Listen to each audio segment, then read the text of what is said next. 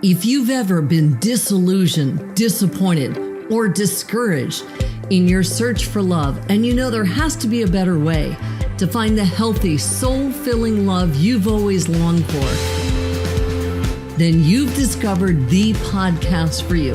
I know, as Ken's work personally has led me to find the love of my life. So here's your host of Deeper Dating, Ken Page. Hello there, and welcome to the Deeper Dating Podcast. I'm so glad to have you here. I'm Ken Page. I am a psychotherapist. I'm the author of the best-selling book, Deeper Dating, and your host in this podcast. So today, I want to talk about something really important, which is, what does it mean to really mean it about your intimacy journey, about finding love, about growing love, the kind of love you dream of?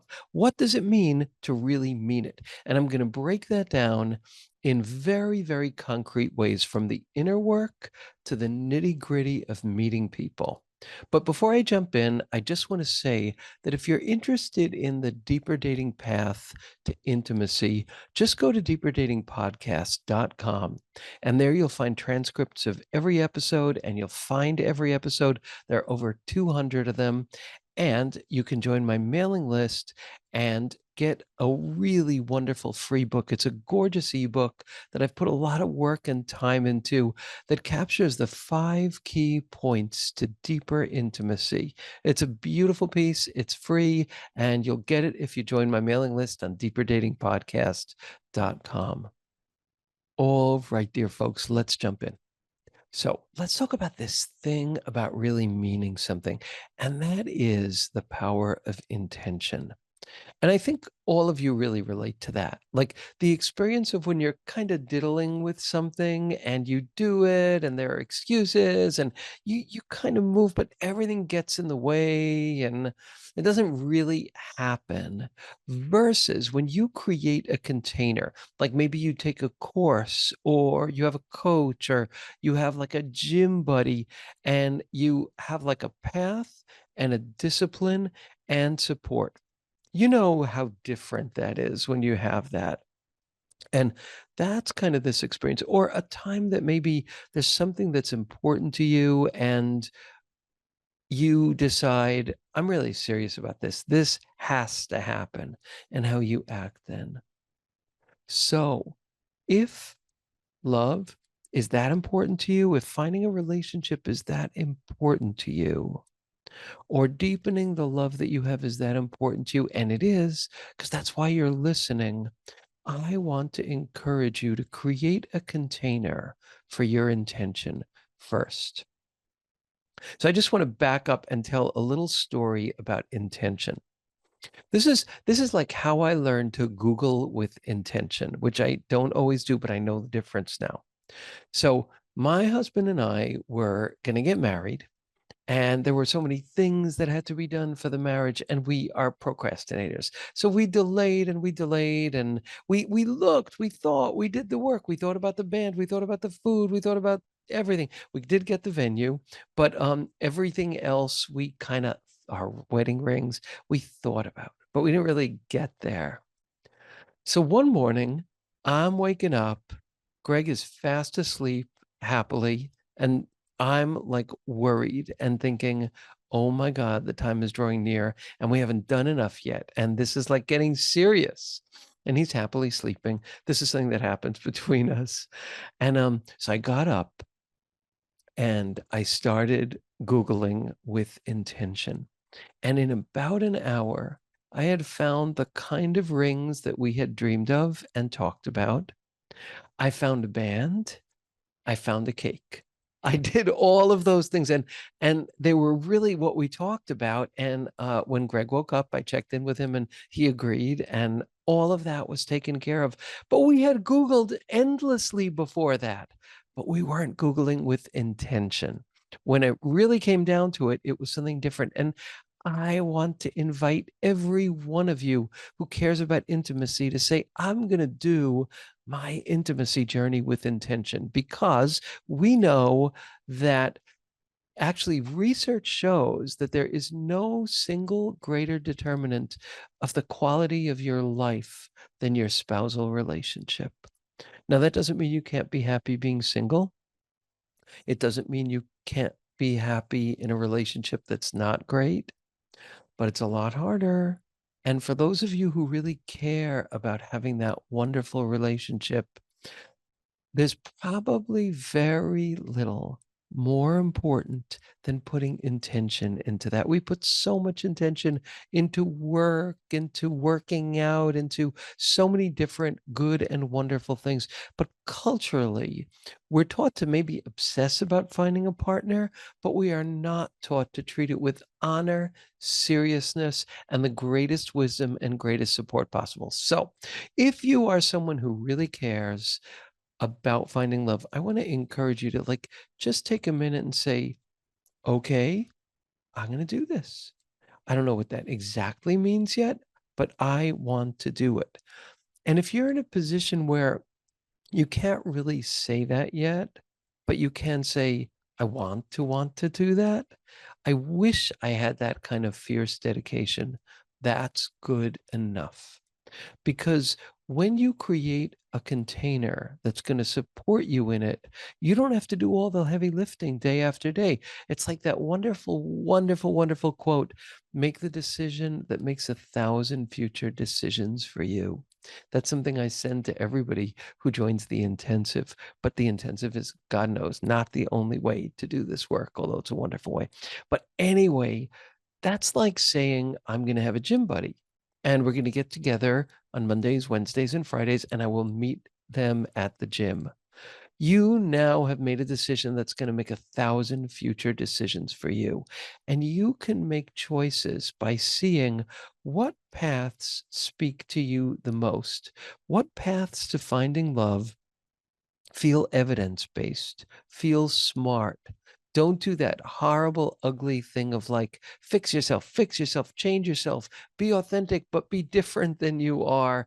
And you have to do those things if you want to hook your mate. Just don't, don't, don't follow any of those paths. Find a path that feels like it has a sense of truth, authenticity, and the backing of really solid wisdom. Path, a teacher, an approach. Maybe it's your own approach that you feel intuitively like you know what you're going to do. But whatever it is, make a commitment. So that is one thing that's really, really important, is to do this with intention and to say, yep, I'm going to do it. And they say that for anything you seriously want to work on, you need to make a commitment of energy, time, maybe money, very possibly money, but definitely energy and time to really, you're going to invest in this because it's probably one of the wisest investments that you can make. Because when you find someone you can build a home in the world with, someone good and decent and caring and loving who loves you, that's happiness. That's happiness. And you deserve that. So they say the most important thing is to make the most important thing the most important thing. So I invite you to do that. And that kind of intention and that kind of commitment and decision is number one. Okay. So now let's move to number two. I think that seeing your intimacy journey as a journey of growth is hugely important. Why is that? It's because when you up level your approach to the search for love, you begin to grow. If you're going to do the work of growing in your intimacy skills, and we know what they are: speaking and sharing our needs, growing compassion, being there for the other person, building discrimination, building self honoring. These are all intimacy, vulnerability, sharing who we really are. These are all the deep skills of intimacy. Well, as you grow those skills and use them in your search for love, two things will happen. One, you will be up leveling the way you search for love. And as you up level the way you search for love, you up level the kind of love you're likely to find. You also up level your growth as a human being. I'm sorry, what is more precious than those things? Like nothing. So it's really important that we don't just play a numbers game, try the same thing again and again, rely on online dating sites without saying, I'm going to have this be a growth journey. Because truly, truly, truly, and this is something that as a psychotherapist for decades, specializing in this work, this is something I've seen again and again. And God knows I've seen it in my own life too. As you grow in your intimacy skills, so much changes. And the people you magnetize and are magnetized toward change as well. And the experience of growing in your humanity is one of the most beautiful experiences that can happen. So, for all of those reasons, it is both practical and spiritual and smart to turn this into a growth journey. Also, because we have a lot of unconscious patterns that play out especially in our most charged areas like money, like sex, like love, like intimacy. So, in those charged areas, we are the most likely to get into unconscious patterns that we're not aware of, which is why the growth piece is so hugely important. The coaching, the support, however it is that happens. And that leads me to the third point. And the third point is don't do this alone. Don't do it alone. Have in everything I teach, in all of my courses, my online course, in my book, in my intensive, always we have a learning partner. And of course, if you work with a coach, you get their wisdom, their guidance. They are your learning partner. And that's if it's a coach you really trust, that speeds your journey. And how many journeys are more important to speed than this one? Not so many. So, also, like if you have a learning partner that you can kind of follow a path with, there'll be lots of points where you're going to get stuck in some old places, and your learning partner is going to be able to kind of point you to a wiser direction. And I remember at one point dating somebody who seemed like a really nice person. I really liked him. Sometimes I was interested, sometimes I wasn't. And I didn't know what to do about this. And I was just talking to a friend, and this friend knows how neurotic I can be, and how kind of s- overthinking I can be. And when he heard me doing this overthinking, he just said something like, "Oh, Ken, I know you so well, and I could imagine this just must be so hard for you that you're struggling with this." But I could hear in his voice that he was saying, "Ken, this is something good." Anyway, that was all he had to say, and some giant knot loosened in me. And I was able to continue in this relationship, which didn't end up being the right relationship, but I could breathe again and I could take the next steps. It was an incredible thing that he gave me just by giving me space, but more than just space, a drop of knowledge of who I am that made a really big difference. And how many of us have had people tell us, like, I'll kill you if you fuck this up because this person's wonderful. I had somebody say that to me when I first started dating my husband, and I listened. And I'm so glad I listened. And I listened when my friends told me to go to this event where I met Greg, but I didn't want to listen. But I had that support because here is the deal. If we don't have that support, we are almost definitely going to enact certain unconscious patterns that, as the Buddhists say, water the seeds of suffering instead of the seeds of happiness. And our friends, our learning partners, our coaches can see this and gently point it out to us. So, if you want to have insurance against wasting a huge amount of time in your intimacy journey, don't do it alone. Also, the other piece of this is that sometimes the intimacy journey really hurts. It's like a bitter, painful, complicated place. And when we have someone that we can connect with and share our pain, and they share theirs, it just makes so much difference. It like normalizes things. It gives us calm. It gives us peace. Just makes such a big difference. So that's the next one. And the final one that I want to share that is so important, I think, is how you look for love. So sloppy online dating behaviors. So many of us do that. We scroll, we scroll, we scroll, but we don't really look. And I've done a number of episodes on mindful online dating. And I had a wonderful interview with Marie Tuen, Dr. Marie Tuen, who has an entire 4-stage plan for mindful dating. So those are episodes to listen to. And it's just so easy to just mindlessly swipe, kind of looking for validation, looking for something exciting. Don't do that. When you online date, do it with consciousness, do it with discrimination. Do it with care. Take the time to look at people's profiles. Don't just look for your scratch the itch types because you are wasting time if you do that. Because you have a circuitry of attraction that is surface level, scratch the itch, your exact iconic type. Because you have a circuitry where there's a certain type of person you're attracted to. It's like an immediate attraction. They are like your type. They're the scratch the itch type. And when you are engaging on that level, it's a particular kind of circuitry that doesn't it's not based on intimacy. It's based on a lot of old patterns.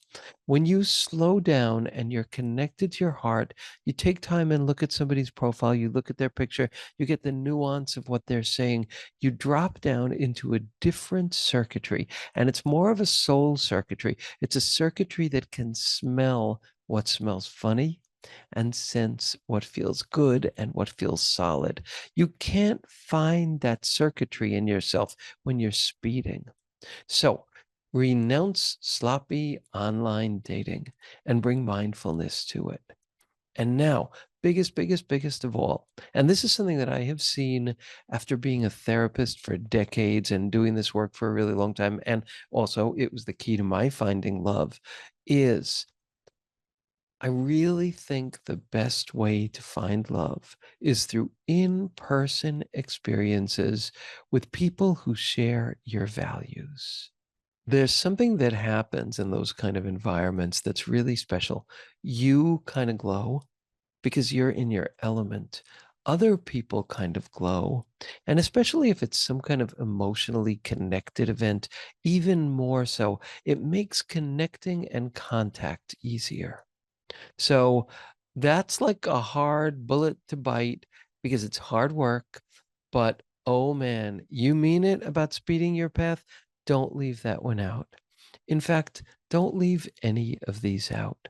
Make the commitment to take the step to make the decision that's going to make 1,000 future decisions for you. Do this with intention. Find a structure that supports that. Find a learning partner. Do this as a growth journey instead of a numbers game, and get support along the way, and go to environments with people who share your values and passions and interests. Those are the things that I think you need to do if you want to make the most important thing the most important thing. And it's such a thing in life that we can get so lost and so distracted. And it is so empowering when we make the most important thing and see ourselves taking steps on a regular basis. You deserve that. Your future deserves that. The future person who you haven't met yet, who is looking for someone just like you, they deserve that too. All the people in your future who will be blessed by witnessing and being connected to the partnership you'll have, they deserve it too. So, my suggestion is that you date like you mean it. My book, the 5 Keys to Deeper Intimacy, is a wonderful place to start with this. And you could just go to deeperdatinggifts.com to get a copy of that. Thank you for listening, and good luck on your intimacy journey. Thank you.